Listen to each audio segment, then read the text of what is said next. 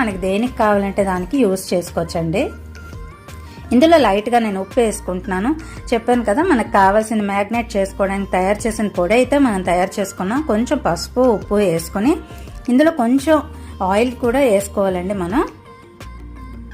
నేను ఒక చుక్క ఆయిల్ వేసుకుంటున్నాను, ఎక్కువ అవసరం లేదు. ఫిష్ మనకు ఉడకడానికైనా సరే ఏగడానికైనా సరే ఇది మ్యాగ్నేట్ చేసుకుని పెట్టుకోవడానికి ఇలాగ అల్లం వెల్లుల్లిపాయ పేస్ట్ అయితే ఇందులో కలిపేసుకుంటున్నాను.